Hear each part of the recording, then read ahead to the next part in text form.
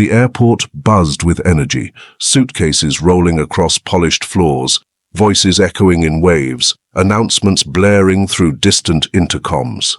In the midst of this organized chaos stood Zara Bennett, quietly composed, clutching her boarding pass with fingers that trembled only slightly. She was 18, poised yet cautious, stepping into adulthood with both feet on solid ground. Her dark curls framed her thoughtful eyes, and though she blended into the sea of travelers, there was something about her that hinted at a story waiting to be told. This flight wasn't just a trip, it was a new chapter. A scholarship to study abroad had opened doors she had only dreamed about. Her father, Victor Bennett, had insisted she fly first class, not out of vanity, but as a celebration of her achievement. "You deserve it," he had told her the night before, his deep voice laced with affection and pride. She had smiled, not because of the luxury, but because of what it represented, the faith her father had in her, the countless hours she'd poured into her studies, and the quiet belief that she was meant for something bigger.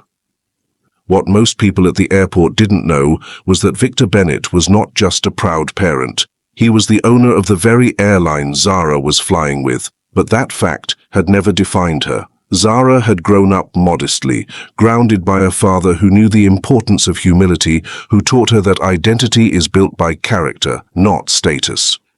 She never flaunted her privilege and rarely revealed who she was unless necessary. As she made her way into the exclusive first-class lounge, the world seemed to slow down. The scent of fresh coffee mingled with the soothing notes of soft jazz. Plush leather chairs, sleek architecture, and polished marble floors wrapped around her like a warm cocoon. She found a quiet corner, settled into the soft cushions, and checked her messages. There it was. One from her dad. "About to board. Let me know when you're settled." She smiled and tapped back. "Almost there. Everything's fine." But everything wouldn't remain fine for long. Nearby, 2 flight attendants stood by the counter, sharing idle conversation. One of them, a tall woman with an icy demeanor and a severe bun, glanced over at Zara. Her name was Claudia Harper, and her eyes lingered too long on the young girl in the designer coat and simple jeans. Claudia leaned toward her colleague, her voice low but not low enough. "First class is getting too accessible these days," she muttered with a smirk. Zara heard the words, pretended she didn't. Her heart beat faster. She had grown used to subtle dismissals, but they never lost their sting. When the boarding call finally came, Zara joined the line for first class. The process was smooth until she reached the gate. Claudia was stationed there, scanning tickets. As she took Zara's boarding pass, her professional smile faltered. She looked Zara up and down, suspicion flashing across her face. "Economy is just down the aisle," she said with rehearsed politeness that failed to mask the undertone. Zara blinked. "No, this is first class," she replied calmly, holding up her ticket. Claudia's lips tightened into a thin line. "There must be a mistake. Please head to economy." Passengers behind Zara shifted, the murmur of growing impatience rising like a tide. Heat rushed to Zara's cheeks, but she held her ground. "There's no mistake. This is my seat." Claudia leaned in, lowering her voice but not her contempt. "Don't cause a scene. Move along." Zara clenched the strap of her carry-on tighter. "I'm not causing anything. I have a ticket for first class." Without waiting for approval, she stepped onto the plane. She found her seat, a luxurious pod near the window, more like a private room than an airline seat. She placed her bag beneath the footrest and exhaled. But her moment of peace shattered as Claudia followed her on board, expression hard. "Excuse me, young lady," she said sharply. "First class is for paying passengers." Zara froze. "I am a paying passenger." She held up the ticket again. Claudia didn't even look. "You don't belong here. If you don't comply, I'll call security." Whispers rippled around them, heads turning, curiosity sharpening into judgment. Zara's fingers trembled, but her voice remained level. "This is my seat." Claudia stared, then turned abruptly. A few minutes later, Two security officers arrived. Claudia spoke to them in hushed tones, glancing toward Zara. They nodded. Without asking for Zara's side, the officers approached her. "Ma'am, we need you to come with us," one said. Zara stood slowly, every movement heavy with humiliation. She glanced around, meeting the eyes of strangers who had already made up their minds. "Trying her luck," someone muttered under their breath. The walk down the aisle felt like a parade of shame. Every step burned, every look pierced. They led her to economy and motioned for her to take a seat. She sank into the cramped chair, struggling to breathe. She pulled out her phone, trying to steady her fingers. Her message to her father was simple. "Dad, they moved me to economy. The flight attendant claimed my seat was a mistake." The reply came instantly. "Stay calm, I'll handle it." Zara stared at the screen. Her father's words were a lifeline in a moment that felt like freefall. Back in first class, Claudia returned to her post feeling satisfied. She'd protected the sanctity of the cabin, or so she thought. But minutes later, her earpiece crackled. A voice she recognized came through. "Claudia, the CEO is requesting a word with you, immediately." Confused, Claudia excused herself and walked briskly toward the jet bridge, heart thudding. When she turned the corner, her face drained of color. Victor Bennett stood there, tall and commanding, eyes locked on hers. She knew who he was, of course. Everyone in the company did. What she didn't know, what she hadn't imagined, was that the girl she had just humiliated was his daughter. "Mr. Bennett," she said, forcing a smile. "What brings you aboard?" Victor's face remained impassive. "Claudia, we need to talk about what just happened with my daughter." Her face crumbled. "Your daughter?" Her voice was barely a whisper. "Yes," he said, voice cold now. "Zara Bennett, the young woman you treated like a criminal." Claudia stammered, excuses forming but dying in her throat. Victor didn't need her apologies. He needed accountability. "You made assumptions," he said. "You embarrassed her. You humiliated her publicly, without reason, without verification, based solely on your perception of who belongs where." Claudia's mouth opened and closed. "Sir, I thought there was a mistake." "There was," Victor interrupted, "but it was yours." He turned and signaled to the flight manager. "Return my daughter to her rightful seat, immediately, and make an announcement clarifying the error, publicly." Claudia flinched. "Sir, No," he said firmly. "You've done enough." Minutes later, Zara was escorted back to first class, but not in silence. The captain made an announcement. "We'd like to apologize to Miss Zara Bennett for an earlier misunderstanding regarding her seating. Miss Bennett is a valued first-class passenger, and we regret any inconvenience caused." The silence in the cabin was thick with discomfort. People shifted, guilt creeping into their expressions. Zara walked with quiet dignity, head held high, tears dried but not forgotten. She sat down and looked out the window, wishing the view would erase what had just happened. Victor knelt beside her seat, placing a hand on her shoulder. "You okay?" She nodded slowly.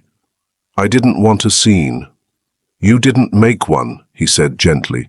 "But sometimes letting things slide teaches the wrong people the wrong lesson."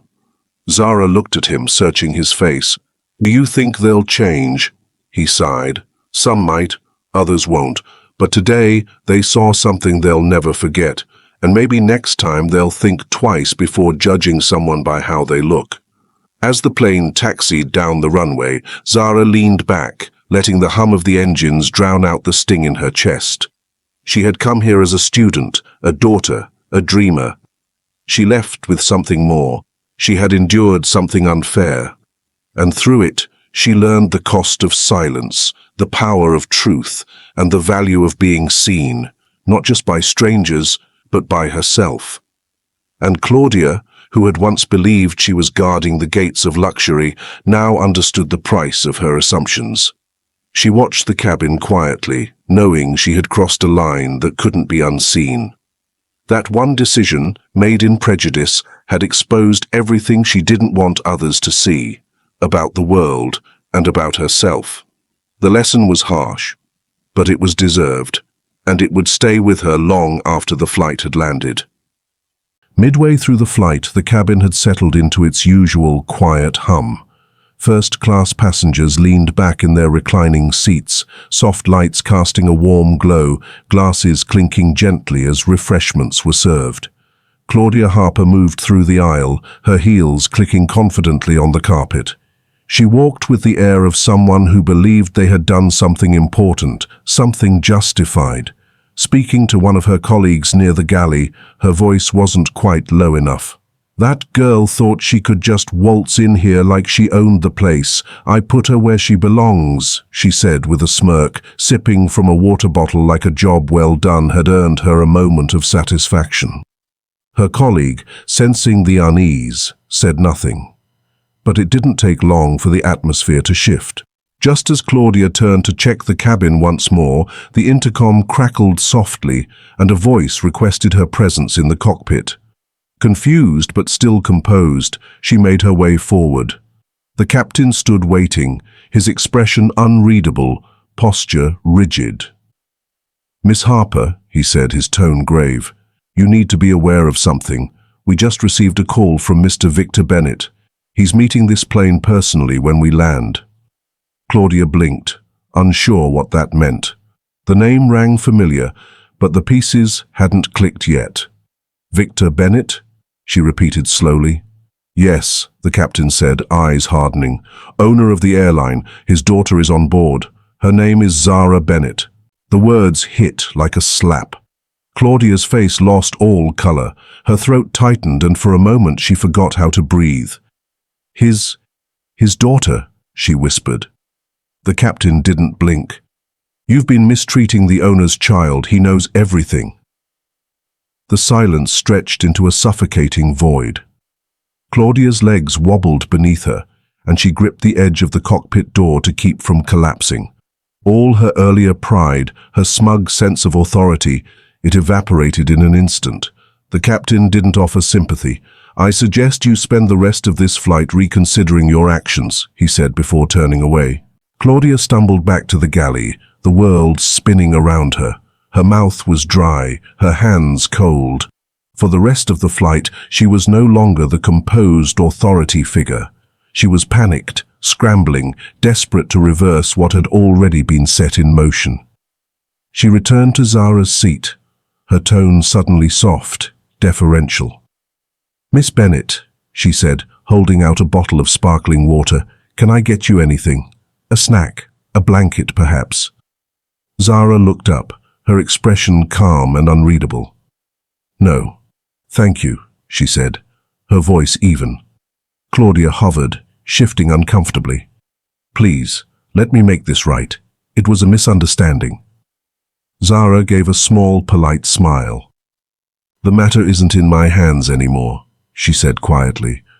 "My father's dealing with it." Those words landed with finality. Claudia's heart thudded in her chest. She retreated a few steps, then returned again minutes later with a tray. "Miss Bennett, perhaps you'd enjoy our special dessert, or maybe another pillow." Zara didn't raise her eyes. "I'm fine." And that was that. Claudia stood, unsure of where to go or what to do, surrounded by silence louder than any reprimand. The other flight attendants had seen her fall from grace. Some were sympathetic, others weren't surprised. Claudia had always walked a fine line with passengers she judged too quickly. When the wheels finally touched the runway, the tension in the cabin was palpable. But no one expected what came next. As the plane slowed on the tarmac, passengers near the windows gasped. Parked near the jet bridge was a sleek black SUV. Its doors opened in sync, and out stepped Victor Bennett, flanked by 2 airline executives and a security escort. He wore a tailored suit, his expression unreadable but powerful. Without waiting, he made his way directly toward the aircraft. The moment the cabin door opened, Claudia's breath caught. She stood frozen, unable to hide. Victor stepped inside, his presence overwhelming. He scanned the cabin until his eyes landed on Zara. She looked up and something unspoken passed between them. Reassurance. Pride. He turned then, his gaze falling on Claudia like a blade. "Miss Harper," he said, each syllable calm but sharp enough to cut. Care to explain why my daughter was harassed on my airline? Claudia's mouth opened, but words failed her. She stammered, I didn't know who she was. Victor didn't blink. That's not the issue. The issue is how you treated her, not just my daughter. I wonder how many others have experienced the same. He looked around the cabin. Passengers were watching intently now. How many travelers, based on how they look, have been dismissed, questioned, shamed? Claudia's eyes welled with tears. Sir, I thought... You assumed, Victor corrected. You made her feel small. You embarrassed her in front of a full plane of people. My daughter, yes, but also a young woman, a scholar, a human being. And I cannot and will not allow that to go unchecked. A ripple of applause broke out, soft at first, then growing.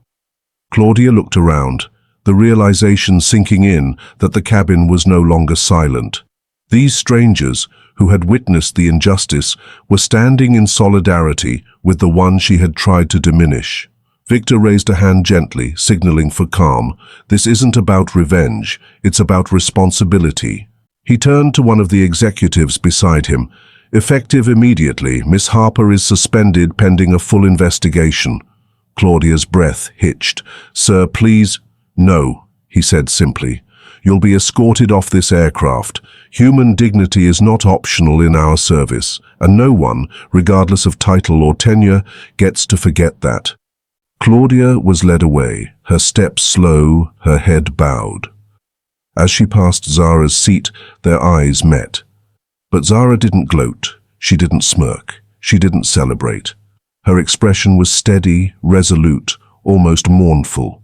Because victory didn't erase what had been done, it didn't take away the sting or the humiliation, but it did bring accountability, and that mattered more than revenge ever could.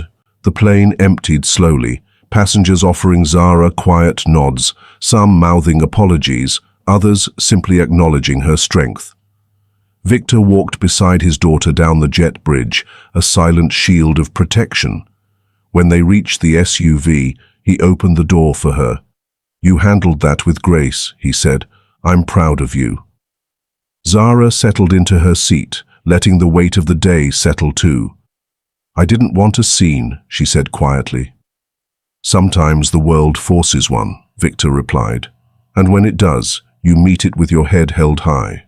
As the SUV pulled away from the terminal, the city lights reflected in the windows, Zara leaned her head back. The hurt was still fresh, but something else had taken root too, a deeper confidence, a stronger voice, and the unwavering knowledge that the truth, when spoken with dignity, can move mountains. Somewhere inside that plane, in a seat now empty, Claudia sat with her silence, not the silence of control, but of consequence. And that silence, long after the engines cooled, would echo louder than any voice she'd ever raised. The fallout from that single flight reverberated far beyond the aircraft. For Victor Bennett, it was more than just a moment of parental fury. It was a wake-up call to a much deeper issue embedded within the very organization he had built. The days that followed saw an immediate shift in tone and urgency. Victor didn't let the incident fade into the background. He launched a full-scale review of the airline's internal policies, zeroing in on bias, customer treatment, and implicit prejudice within staff behavior. But it wasn't just about one flight attendant or one mistake. It was about dismantling a culture that had silently enabled such assumptions to go unchecked. Within weeks, new mandatory training programs were introduced. Comprehensive workshops focused on racial bias, empathy, and equitable service. These were not just boxes to tick, but immersive sessions where staff were challenged to confront their own preconceptions. The media picked up the story quickly. Airline owner takes stand against prejudice became a headline that traveled across networks and timelines. Interviews followed where Victor spoke candidly, not just as a father but as a leader, taking accountability for what happened under his watch and pledging that it would never happen again. Zara, meanwhile, returned to her studies abroad. She didn't seek the spotlight. She preferred to heal in quiet, to rebuild trust in a world that had tried to reduce her. Her name was mentioned in countless articles, often referred to as the young woman who sparked reform, but she didn't chase recognition. She had never wanted to be a symbol, she had simply wanted to be seen.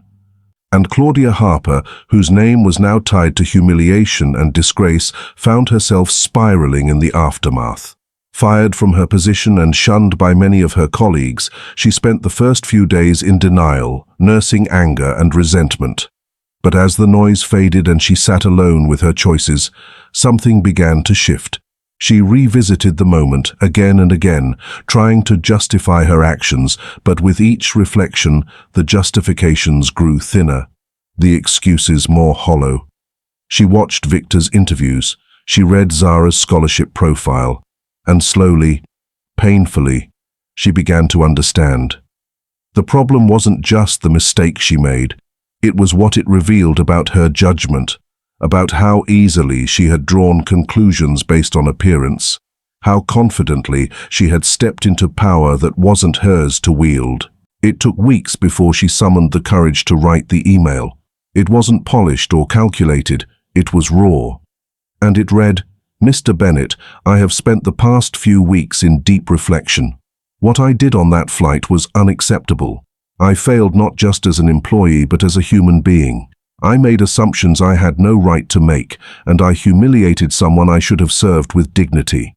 I don't expect forgiveness, but I wanted to say thank you for confronting me, for exposing what I needed to see. If ever given the chance, I'd like to prove that I've changed." Victor read the message in silence. He was not a man who took apologies lightly, but he was also not a man who believed in permanent condemnation. Growth, he knew, was not only possible, it was essential to progress. After consulting with his board and HR team, he extended a conditional offer to Claudia, probationary rehiring, under strict mentorship and ongoing training. It was not a handout, it was a test. Months passed. The airline, now hailed as a leader in inclusive policy reform, flourished under its renewed mission. Customer satisfaction soared, staff morale improved, and stories of passengers being treated with a new level of warmth and care began to circulate online. But one story had yet to be written, the story of what would happen if Zara ever flew with the airline again. That story came one spring morning, nearly 6 months after the original incident. Victor and Zara were scheduled to fly together, this time for a business and academic summit. As they approached the gate, the difference in tone was impossible to miss. Smiles, recognition, gentle nods of respect. The staff had changed, or perhaps they had finally revealed who they were meant to be. And among them, standing quietly by the boarding door, was Claudia. Gone was the tight bun and cold stare. Her appearance was neater, softer. Her eyes held a different light, one shaped by humility, not authority. She stepped forward as they approached, voice steady but gentle. "Mr. Bennett, Miss Bennett, welcome aboard." Zara studied her for a moment. There was no defensiveness in Claudia's posture, no false cheer, just sincerity. "Thank you," Zara said quietly, and they boarded. The flight was smooth, comfortable, the crew attentive and gracious. As the aircraft soared above the clouds, Victor leaned back and looked around the cabin.